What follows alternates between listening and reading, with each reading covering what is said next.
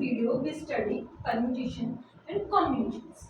किसी भी टॉपिक को पहले पढ़ने के लिए हमें पता होना चाहिए उस टॉपिक को पढ़ने की नीड क्या है और मतलब क्या है परम्यूटेशन एंड कॉम्बिनेशंस का। इनका मतलब मैं आपको बाद में इलस्ट्रेट करूंगी, पहले मैं बताती हूँ नीड क्या है। तो हमारी बेसिक नीड है काउंटिंग। मैथ्स में काउंटिंग बहुत जगह यूज होती है, जैसे कि प्रोबेबिलिटी में हम क्या करते हैं, number of possible outcomes count करते हैं। तो प्रोबेबिलिटी का बेस किस पे है, काउंटिंग ही है बेसिकली। वहां पे हम फेवरेबल इवेंट्स की काउंटिंग करते हैं। तो काउंटिंग करने के लिए दो फंडामेंटल हमारे पास रूल्स हैं। काउंटिंग के जो बेसिक रूल्स हैं वो है, पहला है product rule of counting and दूसरा है समेशन रूल। तो ये जो दो प्रिंसिपल्स हैं काउंटिंग के, ये हमारे हमें हर जगह यूज होते आ रहे हैं। और जो नए अपग्रेडेड प्रिंसिपल्स हैं, मेथोडोलॉजी है, वो इन्हीं पे बेस्ड है, जैसे कि परम्यूटेशन एंड कॉम्बिनेशन भी इन पे बेस्ड है। तो पहले हम प्रोडक्ट रूल और समेशन रूल को समझें। उससे पहले मैं आपको बताती हूँ रियल लाइफ एग्जाम्पल। काउंटिंग की जरूरत कहाँ है कि आप तो सोचेंगे हम खुद काउंट कर लेंगे, पर मेन नीड क्या है। मान लीजिए एक बच्चा है जो गेम खेलने का आदी है। अब उसके पापा ने उससे परेशान होकर मोबाइल पे लगा दिया 4 डिजिट का पासवर्ड। अब बच्चा इतना शातिर है कि उसने यहाँ का और यहाँ के 2 डिजिट गेस कर लिए। अब क्या बचा, 2 डिजिट बच्चे हैं, वो ट्राई करेगा। जब कब तक ट्राई करता रहेगा, हर एक पॉसिबिलिटी ट्राई कर लेगा, बहुत सारे अटेम्प्ट्स देगा ताकि उससे पासवर्ड अनलॉक हो जाए, मोबाइल अनलॉक हो जाए। तो यहाँ पे हमारे उसकी प्रोबेबिलिटी हम निकालना चाहेंगे कि मान लो कोई हैकर ने भी हमारा पासवर्ड हैक किया, तो उसके कितने % चांसेस है कि वो सही पासवर्ड डाल देगा। वहाँ पे हम पॉसिबल पहले काउंटिंग निकालेंगे, कितने पॉसिबल आउटकम्स हैं। तो यहाँ पे भी हमारे पास 10 चॉइसेस हैं, यहाँ पे भी हमारे पास 10 चॉइसेस हैं। तो टोटल चॉइस कितनी हुई, 10 मल्टीप्लाइड बाय 10। यहाँ हम यूज कर रहे हैं प्रोडक्ट रूल का। इन जनरलाइज फॉर्म कैसे हम प्रोडक्ट रूल को अप्लाई करते हैं, पहले वो जान। मान लीजिए हमारे पास कोई प्रॉब्लम है, उसे सॉल्व करने के लिए हमारे पास n वेज है। हम n तरीके से उस प्रॉब्लम को सॉल्व कर सकते हैं। तो प्रोडक्ट रूल क्या कहता है, जो प्रॉब्लम है उसे आप सब प्रॉब्लम्स में डिवाइड कीजिए। 2 सब प्रॉब्लम्स में, 3 सब प्रॉब्लम्स में, या जो भी सब प्रॉब्लम्स में डिवाइड कीजिए। अब मान लीजिए पहली जो सब प्रॉब्लम है उसे हम n1 तरीके से सॉल्व कर सकते हैं, दूसरी सब प्रॉब्लम को हम n2 तरीके से सॉल्व करते हैं। तो प्रोडक्ट रूल कहता है कि जो total number of possible ways है इस प्रॉब्लम को सॉल्व करने के लिए, वो होगा n1 मल्टीप्लाइड बाय n2। वहाँ हमने क्या किया था, ये किया था 10 टाइप से हम ये वाली पोजीशन भर सकते हैं पासवर्ड की, और 10 टाइप से हम ये वाली पोजीशन भर सकते हैं पासवर्ड की। तो हमारे पास पॉसिबिलिटीज आई थी 10 मल्टीप्लाइड बाय 10। इसको छोड़िए, दूसरा हम बात करते हैं। मान लीजिए एक बिजनेसमैन है, वो अपने 2 बैग में से एक घर पे भूल गया है और गया एक बिजनेस ट्रिप के लिए। अब उसके पास से सिर्फ 3 शर्ट्स एंड 4 पैंट्स। अब उनको इसके साथ पूरी 10 से 15 मीटिंग्स जो है अटेंड करनी है। अब वो नहीं चाहेगा कि अपने आउटफिट्स रिपीट करे एज अ प्रोफेशनलिज्म, उसे सेम जगह पे अगर मीटिंग अटेंड करनी है।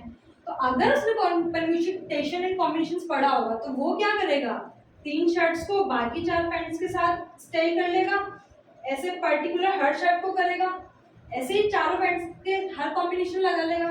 तो यहाँ पे उसके पास कितने वेज हो गए, 3 मल्टीप्लाइड बाय 4। यहाँ पे क्या हुआ, सब प्रॉब्लम्स में किसमें डिवाइड किया हमने, शर्ट्स में और पैंट्स में। शर्ट्स को हम 3 तरीके से यूज, 3 है हमारे पास शर्ट्स, तो इस प्रॉब्लम के सोल्यूशन 3 हो गए, इसके नंबर ऑफ वेज 4 हो गए। टोटल नंबर ऑफ वेज आए हमारे पास 12, मतलब वो इनसे 12 आउटफिट अरेंज कर सकता है। अब हम देखेंगे, ये तो हुआ प्रोडक्ट रूल। अब हम देखेंगे समेशन रूल कहाँ काम आ रहा है। समेशन रूल काम आ रहा है, मान लीजिए आईपीएल के मैचेस हैं, यहाँ तो सिर्फ 10 टीम्स हैं, तो 1 2 3 10। अब जो भी आईपीएल की कमेटी है, अथॉरिटीज है, उन्हें पूरे 10 टीम के पहले पता लगाने होंगे फर्स्ट राउंड में कितने मैचेस होंगे, उनके हिसाब से वेन्यू डिसाइड करना होगा, बहुत सारी चीजें अरेंज करनी होगी। तो वो क्या करेंगे, पहली टीम बाकी 9 के साथ खेलेगी, दूसरी टीम उसके बाकी नीचे वाले 8 के साथ खेलेगी, क्योंकि यहाँ पे ऑर्डर मैटर नहीं करता। यहाँ पे आप CSK वर्सेस MI हो या MI वर्सेस CSK हो, बात बराबर है।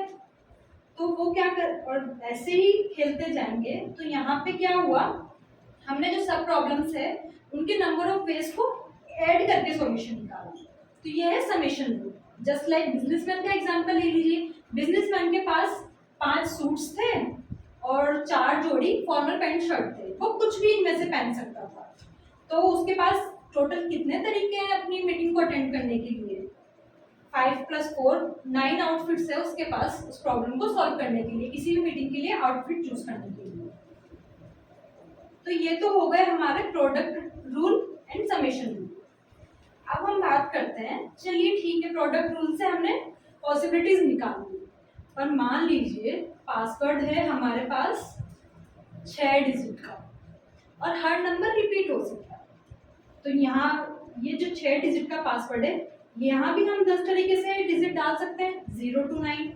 इसको भी 10 तरीके से भर सकते हैं, इसको भी 10 तरीके से भर सकते हैं। तो क्या हुआ, 10 × 10 up to 6 टाइम्स। ये तो प्रैक्टिकल नहीं है। ऐसे ही हमारे पास अरेंजमेंट्स है। मान लीजिए आपको दे दिया है पासवर्ड ये है, आपको ये 5 डिजिट यूज करके पासवर्ड बनाना है। और तो कोई तो बोलेगा चलो हम 7 से पासवर्ड शुरू कर रहे हैं, कोई बोलेगा नहीं मैं तो ये पासवर्ड बनाऊंगा, मैं तो ये पासवर्ड दूंगा, कोई बोलेगा मैं 9 से शुरू करूंगा, कोई 2 से शुरू करेगा। तो ऐसे भी अलग अलग अरेंजमेंट्स हो गए। तो क्या हुआ, यहाँ पे हमारे पास मान लीजिए ये ऑब्जेक्ट्स, ये नंबर को हमने लिया ऑब्जेक्ट्स, और हमारे पास 5 ही नंबर है और 5 ही पोजीशंस है। तो हम क्या कर रहे हैं, वेरियस अरेंजमेंट्स बना रहे हैं। तो ये जो वेरियस अरेंजमेंट्स है इनको बोलते हैं परम्यूटेशंस।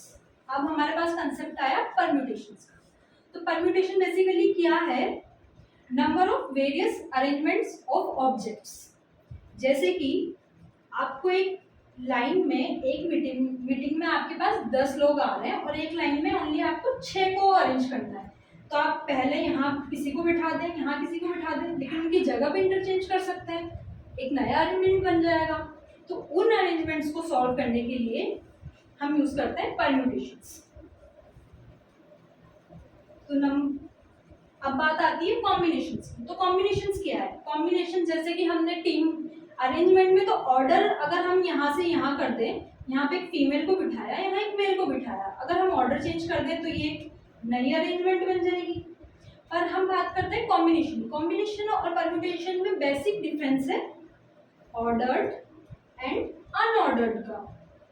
वो कैसे, जैसे कि हमने कॉम्बिनेशन के लिए क्या किया था, 10 में से 2 टीम को सिलेक्ट किया था और उसमें मैच करवाए थे, आ रहा था मैच करवाया।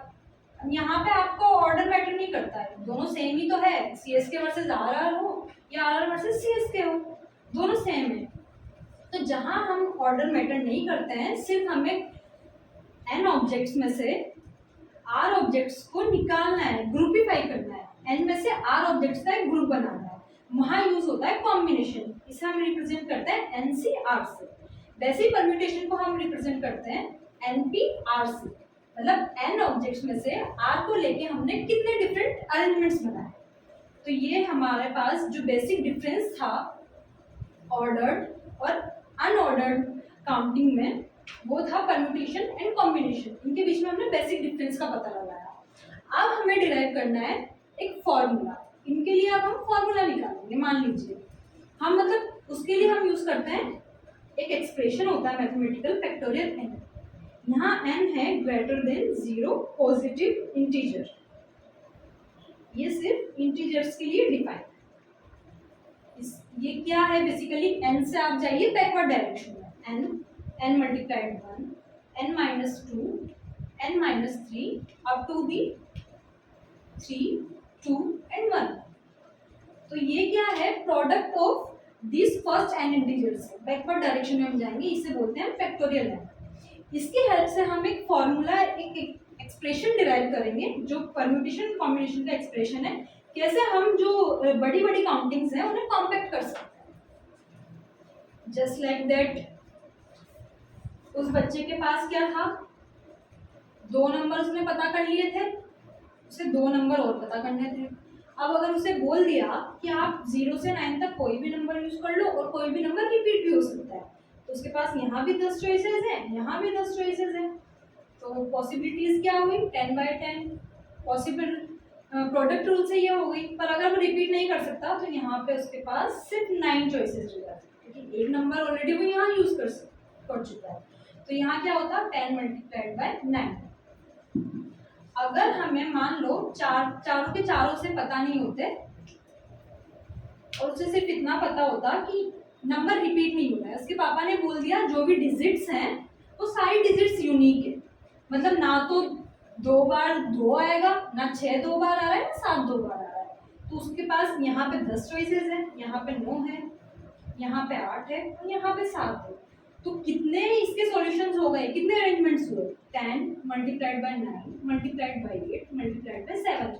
अगर हम जनरलाइज फॉर्म में जाएं, जैसे कि हमारे पास n ऑब्जेक्ट्स है, n क्या था हमारे पास, 0 से 9 तक के हम नंबर चूज कर रहे हैं, 0 से 9 तक में भी एक डिजिट चूज कर रहे हैं ना, तो n में से हमें r मतलब यहाँ पे 4 ही डिजिट को तो लेना है। n ऑब्जेक्ट्स में से r को हमें चूज करके अरेंजमेंट्स बनाना है। तो यहाँ पे r = हो गया 4।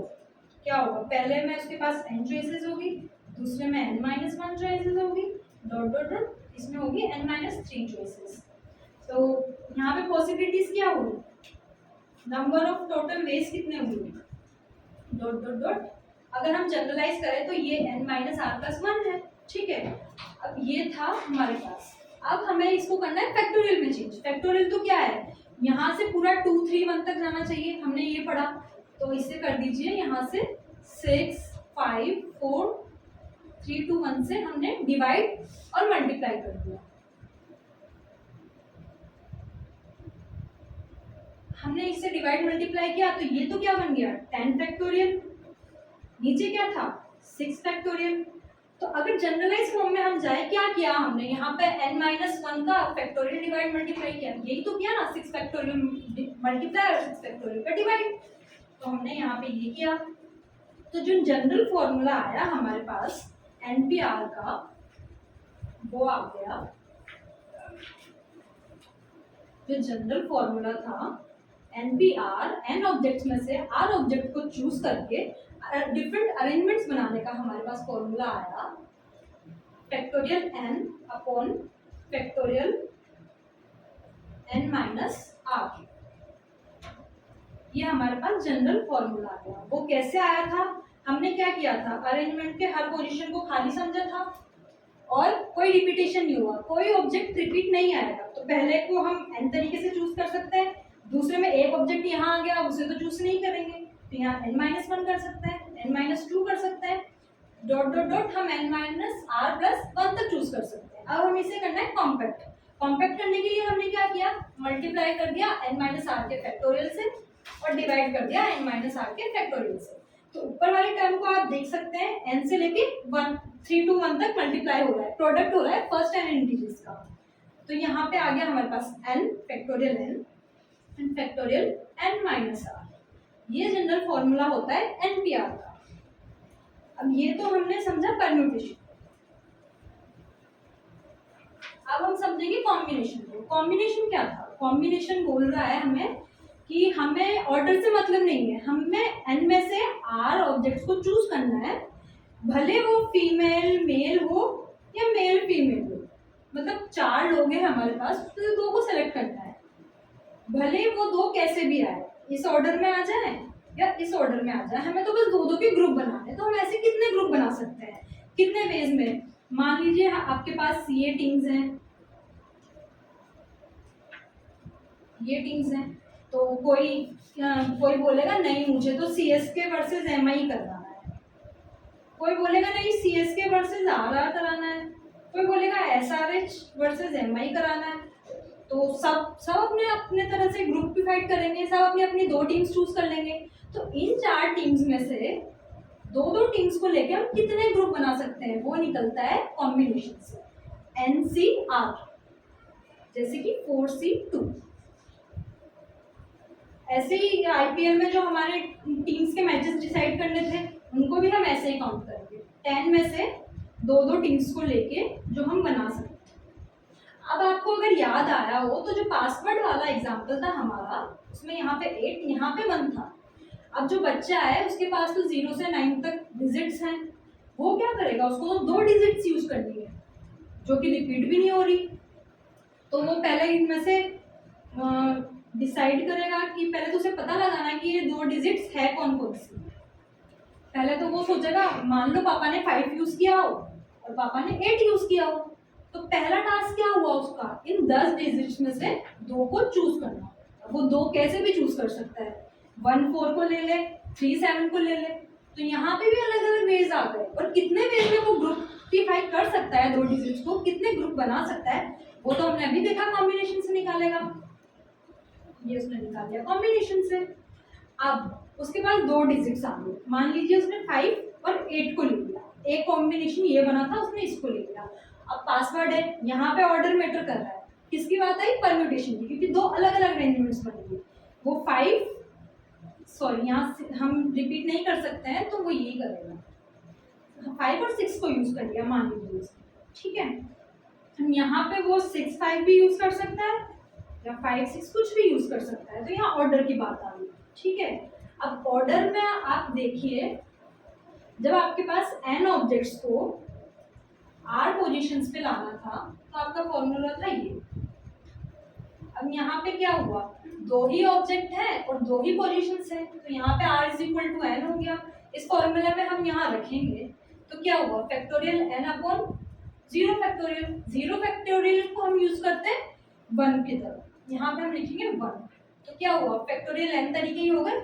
अगर मैं आपसे बोलूँ आपके पास r ही ऑब्जेक्ट है और r ही जगह है, तो आप ऐसे ही तो भरेंगे ना उसे, यहाँ r जगह आते आते 3 2 1 आ जाएगा ऑब्वियसली, तो फैक्टोरियल r तरीके ही है। और जब वो ये काम कर रहा था उसे पूरे अरेंजमेंट्स निकालने थे, तो पूरे उसके पास एक कॉम्बिनेशन के लिए जो उसने 5 और 6 को चूज किया, उस कॉम्बिनेशन के लिए कितने अरेंजमेंट्स थे, हम जनरलाइज फॉर्म में देखें तो r फैक्टोरियल r अरेंजमेंट्स थे। पर यहाँ पे तो एक ग्रुप के लिए अरेंजमेंट थे, यहाँ पे तो टोटल इतने ग्रुप बन रहे हैं, तो टोटल अरेंजमेंट्स के लिए इनको मल्टीप्लाई कर देंगे। यहाँ से आप देखिए हमारे पास आ गया है NCR का फॉर्मूला। तो NCR क्या आया हमारे पास, NPR अपॉन फैक्टोरियल R। तो इस तरीके से हम परम्यूटेशन के फॉर्मूले से कॉम्बिनेशन का फॉर्मूला डिराइव करते हैं, जो कि हमारे पास आया। हमारे पास यहाँ पे एक रिलेशन भी आया, ये बहुत इंपॉर्टेंट रिलेशन है, और इसी रिलेशन से हमारे पास NCR का फॉर्मूला आया जो कि था ये। अगर हम इसकी वैल्यू रख दें, factorial n upon factorial n minus r upon factorial r, तो ये है NCR का फॉर्मूला। जैसे कि प्रोबेबिलिटी आप आगे पढ़ेंगे, आपने पढ़ लिया होगा, तो उसमें क्या होता है, 7 रेड बॉल्स हैं, इसमें से 2 को निकालना है, और 8 वाइट बॉल्स है, इसमें से 5 को निकालना है। तो वहां हम पॉसिबल आउटकम के लिए क्या करते हैं, 7 में से 2 कैसे कैसे निकाल सकते हैं, 7 से 2 यहाँ काम आ गया, 8 में से 5 ये वाले तरीके लगा देंगे, तो यहाँ कॉम्बिनेशन और परम्यूटेशन काम आता है। तो प्रोबेबिलिटी का बेस एक बेसिक कंसेप्ट है, आपको प्रोबेबिलिटी पढ़ने से पहले परम्यूटेशन कॉम्बिनेशन को पढ़ना पड़ेगा। अब ये तो क्या था, अरेंजमेंट्स जो की थी हमने लीनियर फॉर्म में, ये तो हमारे लिए अगर बच्चे को सिर्फ पासवर्ड का एक डिजिट पता लगाना होता, उसके पास सिर्फ 9 पॉसिबिलिटीज थी, 2 लगानी हुई, स्केल बढ़ा, मतलब काउंटिंग में स्केल बढ़ा, तो हमारे लिए प्रैक्टिकल नहीं है पूरे पॉसिबल आउटकम्स को, पूरे सिचुएशंस को, अरेंजमेंट्स को काउंट करना। वहाँ हमने परम्यूटेशन और कॉम्बिनेशन को यूज किया, तो हमारी नीड जस्टिफाई हुई क्यों हम यूज कर रहे हैं। और काउंटिंग के लिए अरेंजमेंट्स में ऑर्डर और अनऑर्डर्ड भी मैटर करते हैं, तो हमने इसके लिए भी 2 चीज़ों में इनका जो बेसिक डिफरेंस है वो पता किया, इनके मैथमेटिकल फॉर्मूला डिराइव किए फैक्टोरियल की हेल्प से। अब हम देखते हैं डिफरेंट तरीके से भी हो सकते हैं, जैसे कि मान लीजिए आपके पास परम्यूटेशन आएगा, हमारे पास एक आता है सर्कुलर परम्यूटेशन। अब तक हम क्या कर रहे थे, एक लाइन में सेट कर रहे थे। अब मान लीजिए कहीं पे सर्कुलर टेबल है, मीटिंग में जैसे मैंने बोला था मेल और फीमेल को बिठाना है, एक सर्कुलर टेबल है, वहां पे हमें 9 लोगों को बिठाना है। लोग तो रिपीट नहीं होंगे, मतलब यहाँ अनरिपीटेड प्रोसेस है। अनरिपीटेड प्रोसेस मतलब परम्यूटेशन आ गया। अब अगर हमें एक लाइन में बिठाना होता, ऑब्वियसली हम बोलते थे 9 ही लोग हैं और 9 ही सीट है, तो 9 फैक्टोरियल अरेंजमेंट्स हो सकते हैं। बट अगर हमें एक सर्कल में बिठाना है तो उस सर्किल में तो कोई यहाँ से कंसीडर कर लेगा, कोई यहाँ से कंसीडर कर लेगा, कंफ्यूजन है। तो हम क्या करते हैं, पहले एक बंदे को फिक्स करते हैं। मान लीजिए जिनका हेड था या नहीं था उसको हमने यहाँ पे फिक्स कर दिया। अब बाकी जो 8 बंदे बच्चे हैं, अब हम उनके अरेंजमेंट्स लगाते हैं। तो यहाँ पे क्या हो गया, 9 - 1 फैक्टोरियल। तो सर्कुलर के लिए हम क्या करेंगे, n-1 फैक्टोरियल यूज करेंगे। n ऑब्जेक्ट्स को n ही सीट्स, हमारे पास सीट्स भी n ही है, n ही सीट्स पे सर्कुलर अरेंज करने के लिए फॉर्मूला होता है n-1 फैक्टोरियल।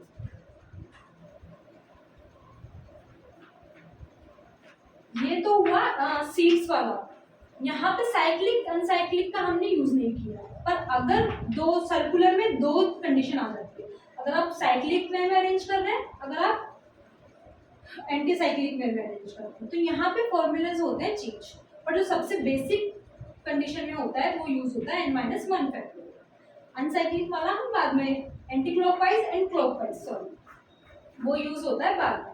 अनसाइक्लिक क्या होगा, सर्कुलर का मतलब ही साइक्लिक है। यहाँ पे होगा एंटी क्लॉकवाइज और क्लॉकवाइज, यहाँ 2 डायरेक्शन होगी।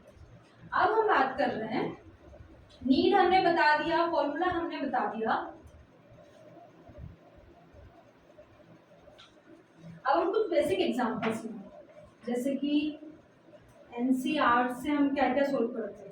4c2, तो यहाँ पे एनसीआर का फॉर्मूला तो हमने पढ़ा था, फैक्टोरियल n/n-r का फैक्टोरियल और r का फैक्टोरियल। तो उसके अकॉर्डिंग तो यहाँ 4 फैक्टोरियल, 4 - 2 का फैक्टोरियल, 2 का फैक्टोरियल आएगा।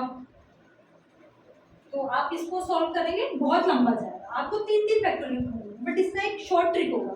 शॉर्ट ट्रिक कैसे, आप देखिएगा, यहाँ पे क्या लिखा है 4 और नीचे है 2। तो आप जो 4 है ना उसका फैक्टोरियल ओपन कीजिए सिर्फ 2 टर्म्स में, 2 है ना, जैसे 4 और 3, और नीचे लिख दीजिए 2 का फैक्टोरियल। देखिए सेम आंसर आएगा। तो हम इसे यूज कर सकते हैं, ये एक शॉर्ट ट्रिक है।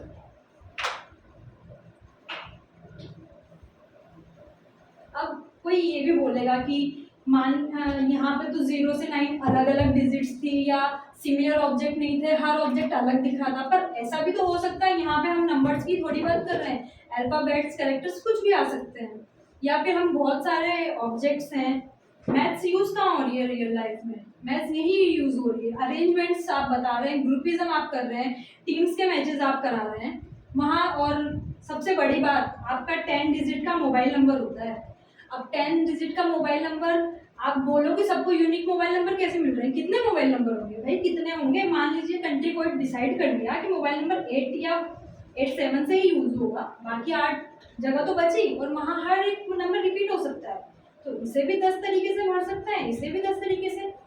यहाँ पे क्या हो गया, 10 × 10, कितने बार, 8 टाइम्स। अब कैलकुलेट कर लो कितने यूनिक अरेंजमेंट्स बन रहे हैं, जितने यूनिक अरेंजमेंट्स उतने ही आपके मोबाइल नंबर बन गए। इसीलिए इतने सारे मोबाइल नंबर अलॉट करने के बाद भी अब तक रिपीट नहीं हो रहे हैं। और कुछ रिपीटेशन होगा तो कुछ ना कुछ कंस्टेंट लगा के आप बहुत सारे अरेंजमेंट्स बना सकते हैं। तो अब मैं बात करी थी सिमिलर और नॉन सिमिलर ऑब्जेक्ट्स। यहाँ तक हमने बात की सारे ऑब्जेक्ट्स अलग अलग थे, पर मान लो n ऑब्जेक्ट्स का सेट है, इसमें से p ऑब्जेक्ट्स तो एक जैसे हैं, q एक जैसे हैं, p ऑब्जेक्ट्स एक जैसे हैं, q ऑब्जेक्ट्स एक जैसे हैं और r ऑब्जेक्ट्स एक जैसे हैं। अब यहाँ पे परम्यूटेशन कैसे होंगे, यहाँ परम्यूटेशन होंगे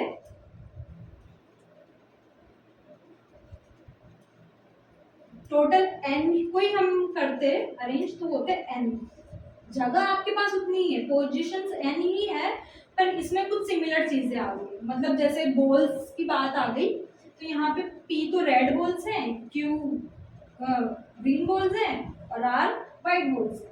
तो आप यहाँ पे कैलकुलेट करते हैं, यूनिक अरेंजमेंट्स आते हैं इस वाले फॉर्मेट से। तो ये कुछ बेसिक्स था परम्यूटेशन कॉम्बिनेशंस का। इसके बाद डीप में हम इससे रैंक निकाल सकते हैं। डिक्शनरी में आपको बोल दिया एक वर्ड है इंडस्ट्री, आपको देखना है इंडस्ट्री का मतलब। अब आई से तो हजारों वर्ड होंगे, कितने भी लेटर्स के वर्ड हो सकते हैं। अब बंदा आई से जितने भी वर्ड शुरू हो रहे हैं खत्म होने तक तो सर्च नहीं करेगा ना, तो वो यहाँ पता लगा सकता है कि इन वर्ड से अगर शुरू होकर हम कितने भी उल्टे सीधे कैसे, वो डिक्शनरी ऐसी है कि उसमें जिनका मीनिंग नहीं है वो भी वर्ड्स लिखे हुए, साइड में लिखा हुआ है नल कि ये अनमीनिंगफुल, ऐसी डिक्शनरी है मान लो, तो वो पता लगा सकता है परम्यूटेशन और कॉम्बिनेशन की हेल्प से ये किस रैंक पे आएगा और डायरेक्ट उसी रैंक उसी पेज नंबर पे जंप करके इसका मतलब देख सकता है। तो ऐसे कई जगह परम्यूटेशन और कॉम्बिनेशन यूज होते हैं, उसके लिए हमें इनकी डीप में नॉलेज लेनी होगी। और भी कई जगह होता है, जैसे कि सीटिंग अरेंजमेंट में आपने देख ही लिया, एक मान लीजिए एक माला वाला इंसान है, उसको अपने अलग अलग फूलों को अरेंज करना है, उसके पास अलग अलग तरह के फूल और मोती है, वो भी अलग अलग अरेंजमेंट से अलग अलग डिजाइन बना सकता है, वो भी परम्यूटेशन कॉम्बिनेशन ही यूज करता है अगर मैथमेटिकली देखा जाए तो। रियल लाइफ एग्जांपल्स बहुत है आपकी, रियल लाइफ में आप देखिए कहाँ कहाँ यूज होता है। Thank you, welcome.